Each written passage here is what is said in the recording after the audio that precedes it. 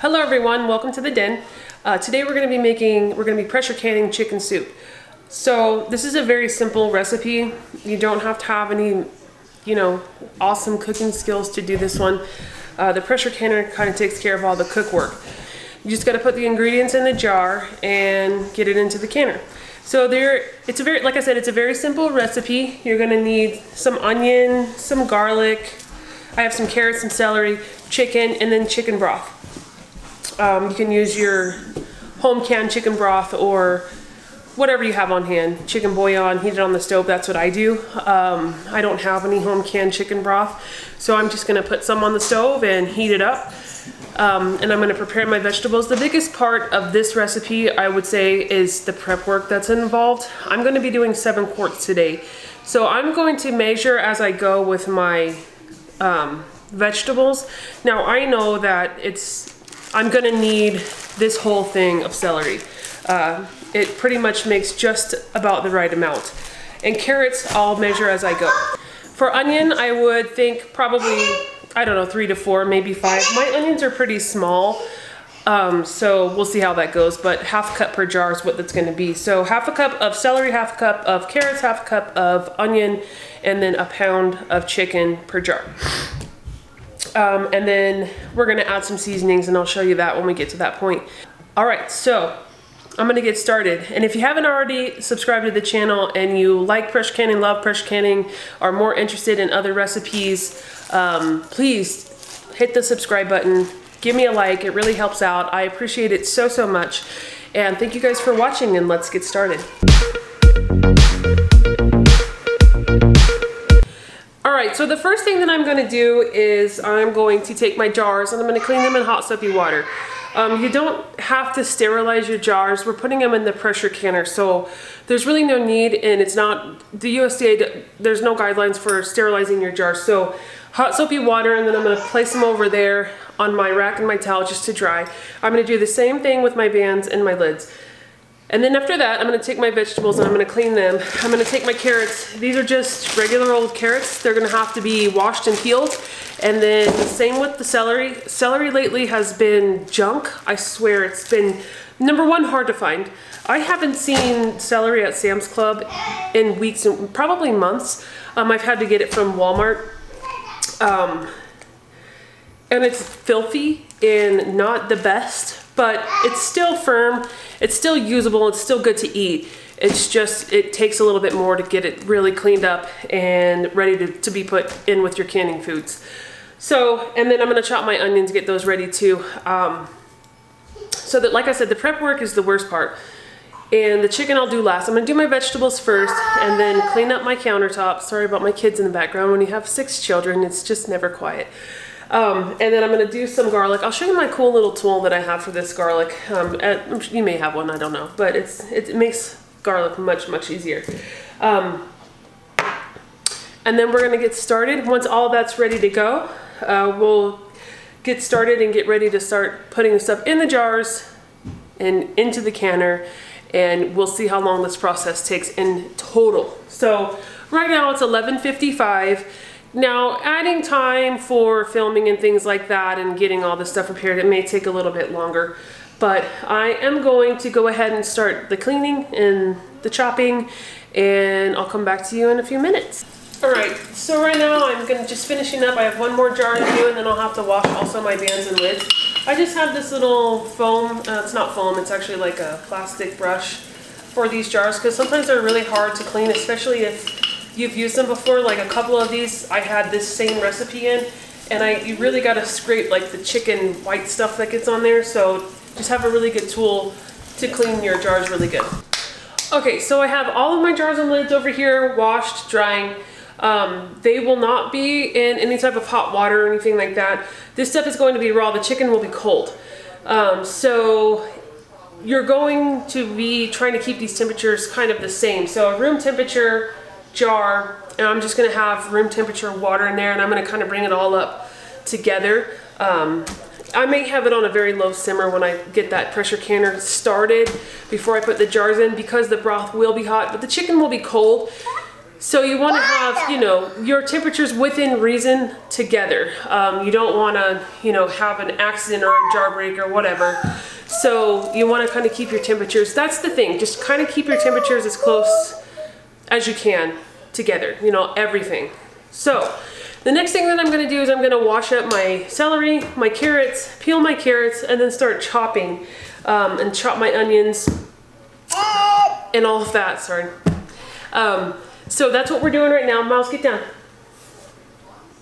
So right now, like I said, I'm gonna start with the cleaning of the vegetables, and you do want to peel your carrots because that will help to remove any type of botulism spore that might be on the outside of the carrot. It's really good to just make sure your vegetables are really clean. Like when you can potatoes, don't leave the peel on because the peel, you know, you're just adding an extra layer of maybe the possibility of having, you know, something yucky in your canned food. So you just want to be as safe as possible. So that would be the reason why you want to definitely peel your carrots. So I'm going to get on to cutting up these vegetables so that we can start getting the stuff in the jar. Okay, so I removed the bottom of the celery here, and then I'm just going to take each individual stalk of celery and I'm going to clean these up really, really good because, like I said, this one doesn't look too bad, but man, they have been filled with dirt the last few times I've gotten them. I mean, you know, they grow in the ground, so there's going to be dirt, but they've been really dirty. So I'm going to make sure that these are really, really clean, and we'll go from there. Okay, so now the celeries are pretty clean, and I'm going to go ahead and start chopping these up because that's the next step in the process. So I'll show you how thinly I cut my celeries. But let me get a few things before we do that. Okay, so I grabbed a couple things, my half cup measuring cup, and then a few totes, one for carrots, one for onions, and one for celery. So let's get chopping. All right, okay, so now it's time to start chopping, and move this out of the way. So you can save all parts of a celery are edible, obviously. If you save the extra parts, you can use them in, like, I don't know, you can dehydrate them, you can use them in whatever you want to use them in. So you can save these, put them in a bag, stick them in the freezer, make a vegetable stock later on. That's what I'll do. I already have a bag in there with all my parts in it. So I will definitely be doing that. So I'm just going to line a few of these up together. Take off these little leaves. I know you can make some celery salt with the leaves as well. I've seen people do jalapeno salt too. That might be good, I don't know. I'm not a big fan of spicy stuff, but here we go. All right. So like I say, I'm just gonna rough cut here, you could bust out your mandolin if you had one. And maybe, I've never cut celery with a mandolin. I assume that you definitely could do that. For sure, if you wanted to. All right, and then like I said, you're just gonna keep this half cup measuring cup and you're just gonna fill it up and you're gonna do 7 of them because that's what you're gonna put into the jar. That's what I love about this recipe is that you're not gonna have all of this. So mine are kind of heaping, as you can see. Here, look. See how it's kind of heaping? You're not going to have all of this extra, there's a yucky one in there, this extra vegetable or anything like that because you're measuring as you go. So like I said, I've made this so many times now that I know that I'm going to probably use this entire stalk of celery, the whole head of celery, this whole thing.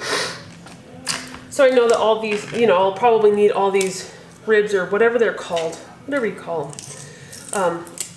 Gee, that one was tough. I'm gonna cut these ends off because that's gross. I know I'm gonna use probably this whole thing of celery.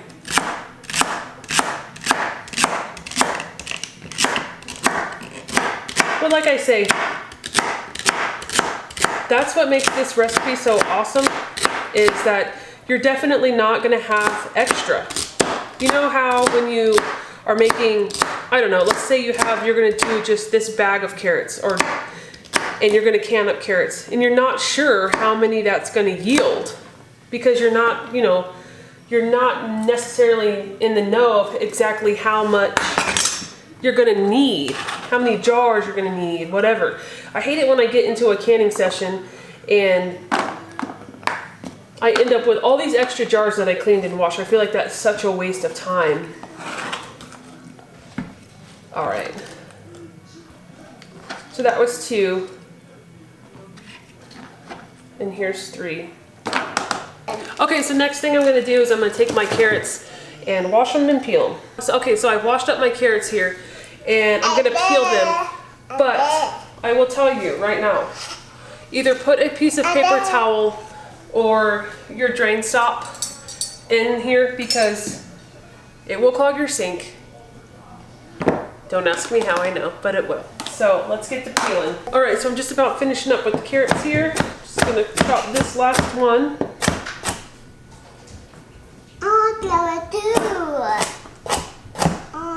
This is my 7th half cup here. Miles, I heard you. No. And number 7. All right, so let's move on to the onion and the garlic. Okay, so I have my onions all ready to get chopped up here. And I'm gonna start with 4 relatively small ones and we'll see how many I think it'll be close. We'll see. I don't really care about the chop too much. Just don't cut yourself. I am notorious for cutting myself. It's a real thing.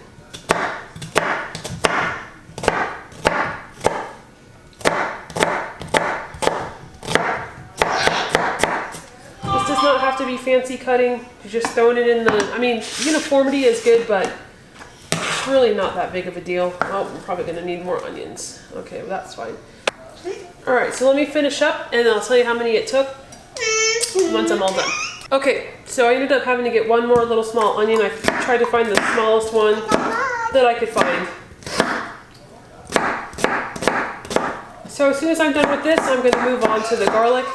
Now, if you don't have a lot of time to do the prep work, you can always split this up. You can do this in 2 days. No. But I'm gonna do it in today. Normally I do that. Normally I prep veggies and then the next day can it. It's just easier that way and you're not standing here all day.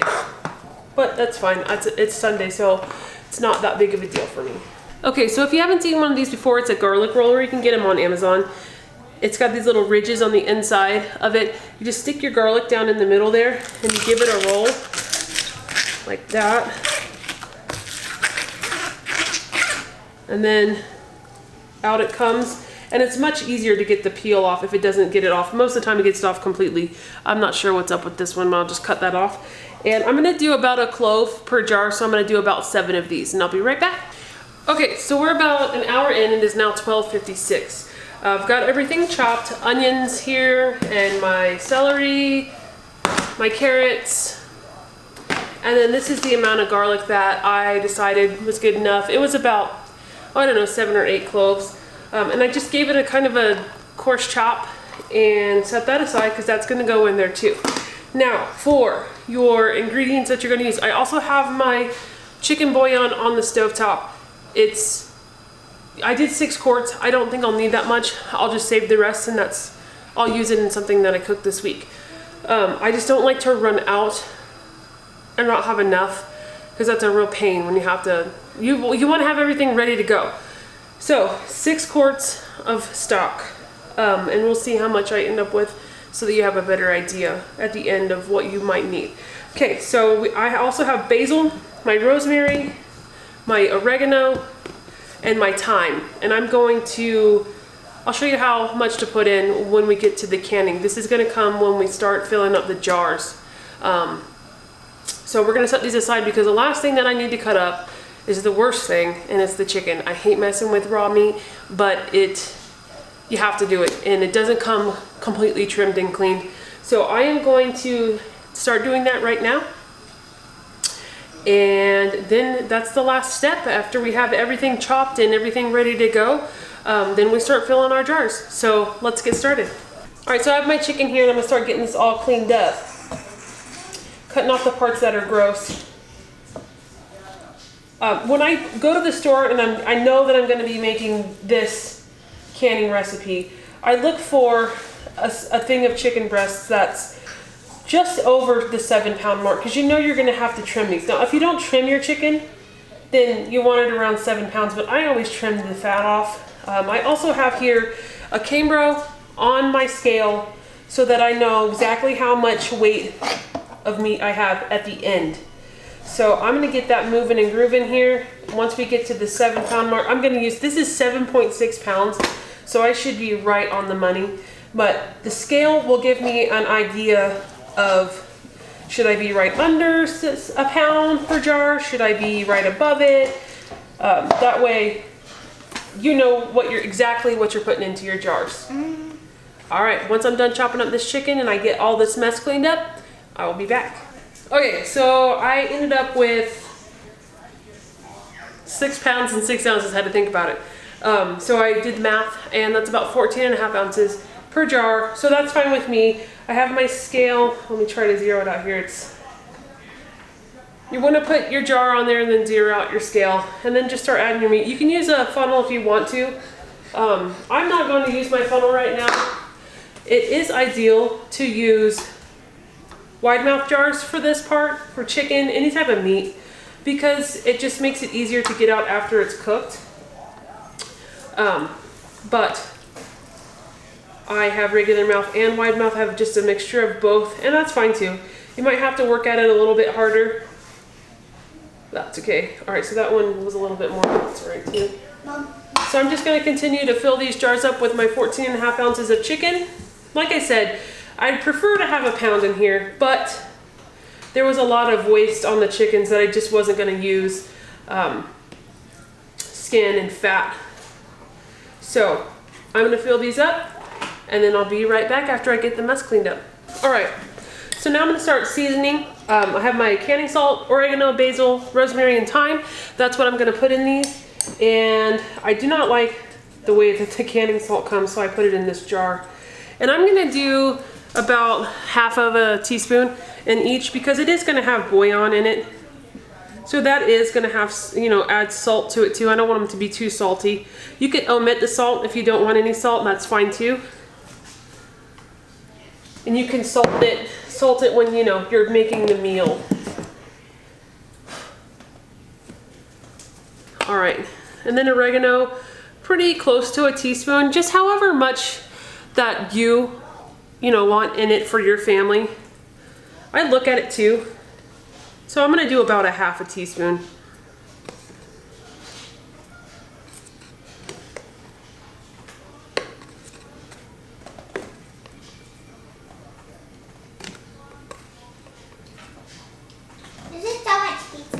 And then basil, we're gonna do the same, about a quarter to a half. Again, to your taste. If you don't like basil, don't put it in there. Don't like rosemary? By all means, put in what you like. This is your meal for your family. All right. Now rosemary.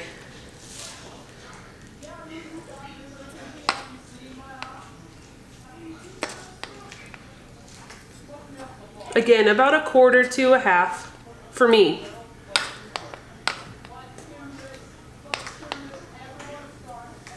I want this to be flavorful, so now our thyme. Same amount, because I could have just got a half teaspoon, but I kind of like to look at it in the spoon.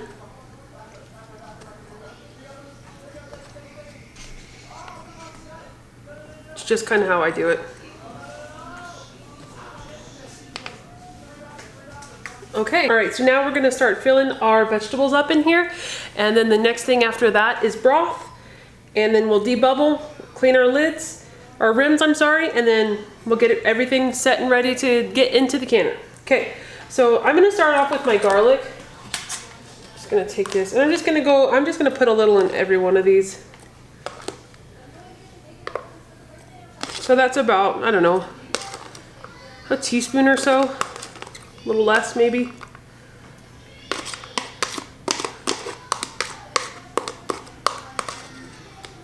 And I just put that in all the jars because I just want to get that out of the way and put that in the sink. All Let's do the carrots first. I do have my canner of water on low. Okay, so about half. I'm not using the funnel. Next we'll do onions.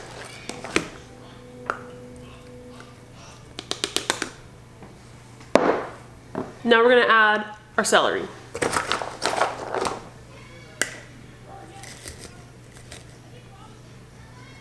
Now we did have a few extra celery stalks that we cut up. So I am gonna smush these a little and then try to get most of this celery in here. If I had a full pound of chicken in there, I wouldn't be able to get a whole lot extra than half a cup. But because we were a little shy on chicken, I can get a little bit more celery in here.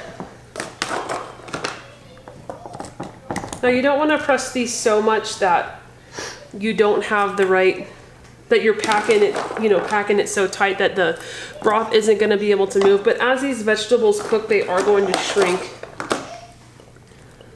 So it's fine. Okay, so I have my broth setting here. Now once this came up to a boil, I just turned it off. So it's not super, super hot because the water in the canner is not hot and all this stuff is raw and the chicken is cold. So I'm just gonna start ladling this in.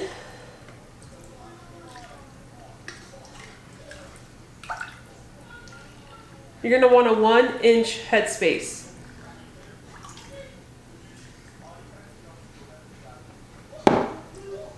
I think I said 6 quarts of stock earlier, 6 cups. Wow, 6 quarts. I'm canning 7 quarts. That doesn't make any sense. So I have about 6 cups of broth here. Hopefully it's enough.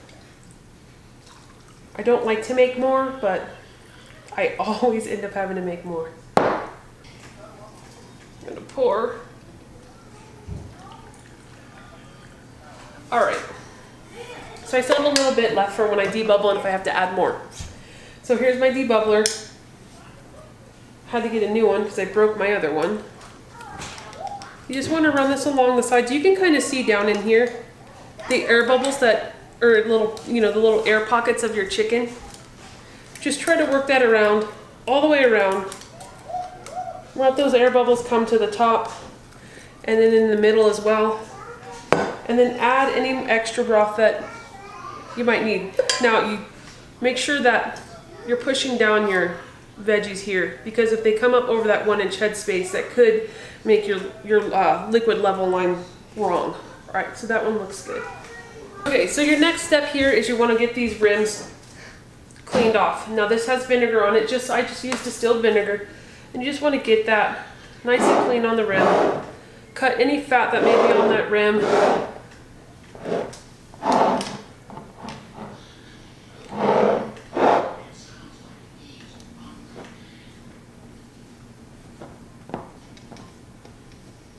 And I'm just going to go around it.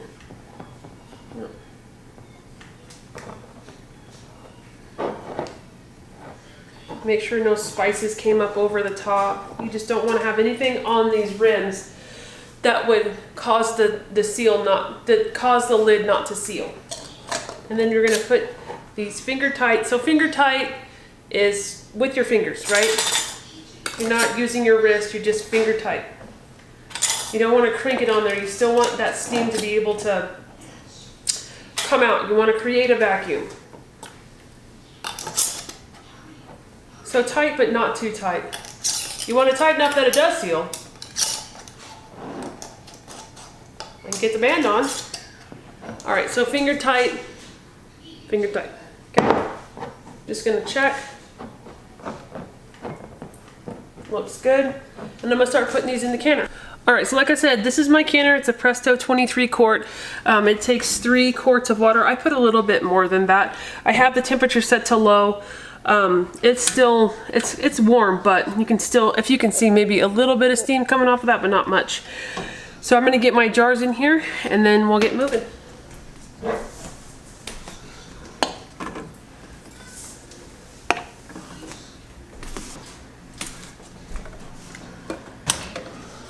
All right, so all 7 quarts fit in there nicely. Here's my arrow for my lid. If you have a different canner, you just have to go by what the guidebook says for your canner. But like I said, mine's the Presto 23 quart. So I have an arrow here. Here's my lid with my dial gauge.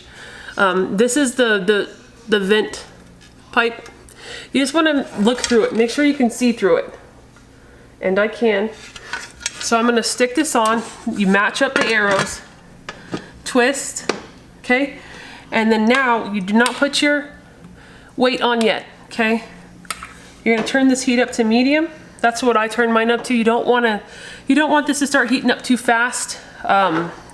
Really rapid temperature fluctuations are going to be bad. Okay, so you want to do this low and slow. Like I said, you're going to have a sweet spot for your canner. I keep mine, it's between medium and low. Once it gets going, I am at an elevation where I have to have it at 13 pounds of pressure. So once this comes to a vent, and I'll show you what a vent looks like once we get there. It takes a little while. That's why canning is such a process, because it does take a while, right? So right now we're waiting for this to come to a vent, and once it does, I will tell you what we do next. And I wanted to say too, we're at 2:08. So I'm about roughly 2 hours in this. I did have to stop and clean up a mess that my 3-year-old made. I also had to help my 17-year-old thread a bobbin. So that's probably took me about 20 minutes. So I would say we're about, and if you really just stood here and did this focused, you had no distractions, we're about an hour and a half in, okay? Now I'm canning quarts, so once we get to the pressure point that we need to be at, it is 90 minutes from that time. But it takes a while to get to that point. So once it's all said and done, we'll see how long this is taking. Okay guys, so we're at the vent stage now, and it has a steady flow of steam coming out of here. It will squirt a little bit of water out, and water comes out from this valve back here too. Now that may or may not happen with your canner. But the thing that you're looking for right now is that steam is steadily coming out at a pretty decent pace, constant steam, and you're gonna set a timer for 10 minutes. So I'm gonna go ahead and set my timer now, and we're gonna count down. And as soon as that 10 minutes is up, I'll come back. Okay guys, so the timer is up. So at this point, you're going to drop your regulator over your vent pipe. So all you do is you just put it on this style of canner. Now, if you have a different style of canner, obviously you're going to, whatever the book says, your manual, your guide, you're gonna do that. But I'm just gonna drop it on. That popped up in the back. And now I'm just gonna wait for this to rise to 13. And it's going to take, I don't know, 10 minutes or so for us to get there. So I'm gonna keep my eye on this, and then once it gets to 13, I'm gonna slowly turn my heat down, okay? Because we don't want this to go too high. All right, so I'll be back when it gets to 13. All right, so you can see here that my dial is past the 13, right at it, just in between 13 and 14. So this is the point where I start my timer for 90 minutes. And I'm gonna do that right now, and I'm going to adjust my heat. Right now we have the heat at about, let's see if I can, medium, and I'm gonna turn it to about here, okay? And then I'm gonna watch it. I'm going to watch this and make sure that I don't go below it. It'll start to regulate itself, and then you know that you're at a pretty good spot with your heat. But right now, we're gonna start the timer for 90 minutes. Watch your gauge, make sure it doesn't go below. We wanna stay right there between 13 and 15 for at least 90 minutes, okay? So when this is all done, when the 90 minutes is up, I'll tell you what happens next after that, and then we'll go to the next step. Okay, so the timer is done, the 90 minutes is up, and all you do right now is just turn the heat off. Don't touch it, don't mess with it, just turn the heat off, and this gauge is gonna start slowly dropping, and when you get to 0, then you give it a few more minutes, and then once it gets to 0, we'll come back. But at this point right now, if you had to go pick up the kids from school or go to work, or you wanted to go to bed, you could leave these in here and let them just come down to temperature and they'd be fine just sitting in there. But we're gonna come back once it reaches 0 and we'll take them out and I'll show you what they look like. All right, so our pressure is down to 0 and it's been at 0 for a little while, so I know it's good, and I'm just gonna take this off. I'm just gonna take the pressure regulator off. Just wanna make sure that no steam comes out of that. It's still hot, so be careful. No steam is coming out, so I'm going to take the lid off and we'll go from there. All right, so when you're taking your lid off, just be careful. It's gonna be hot. You wanna open it away from you. It will steam. There's still going to be hot steam in here. And then I just set it over here. And then you can look in here. And I'm just gonna let them sit in here for a little bit longer. They're still bubbling and you can still hear it. You can still hear how that steam is still escaping from those lids. So I'm not gonna mess with it right now. I'm just gonna leave it on here.